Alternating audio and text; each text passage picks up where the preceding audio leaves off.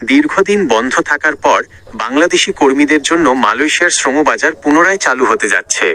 আগস্টের শেষ সপ্তাহ থেকে নতুন করে কর্মী পাঠানোর লক্ষ্য নির্ধারণ করেছে দুই দেশের সরকার। মালয়েশিয়ার বিভিন্ন শিল্প খাতে শ্রমিকের ব্যাপক চাহিদা রয়েছে।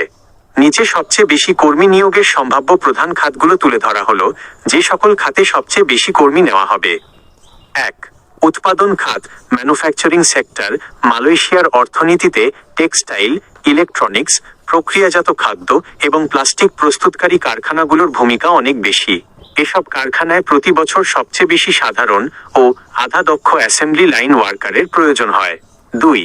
নির্মাণ খাত, কনস্ট্রাকশন সেক্টর। দেশটিতে বিভিন্ন অবকাঠামোগত উন্নয়ন ও আবাসন প্রকল্পের কাজ চলায় কনস্ট্রাকশন খাতে ব্যাপক কর্মী দরকার হয়। এই খাতে পাথর গাঁথুনি, রড বাইন্ডিং, সিভিল ওয়ার্কস ও সাধারণ শ্রমিকের চাহিদা সর্বাধিক। 3. প্ল্যান্টেশন বা বাগান খাত, প্ল্যান্টেশন সেক্টর।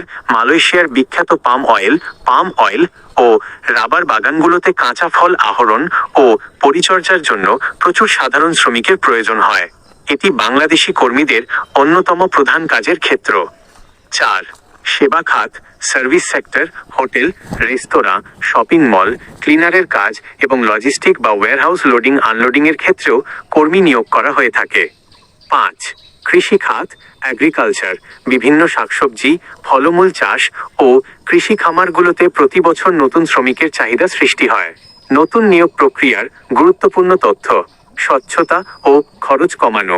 এবার সিন্ডিকেট প্রথা রোধে এবং অভিবাসন খরচ কমাতে দুই দেশই সরকারি সংস্থা বোয়েসেলকে অগ্রাধিকার দেওয়ার সিদ্ধান্ত নিয়েছে। প্রতারণা থেকে সতর্ক থাকুন। দালাল চক্র বা অনিবন্ধিত এজেন্সির মাধ্যমে কোনো গোপন লেনদেন করবেন না। শুধুমাত্র প্রবাসী কল্যাণ মন্ত্রণালয় ও বোয়েসেলের অফিসিয়াল বিজ্ঞপ্তি দেখে আবেদন করুন।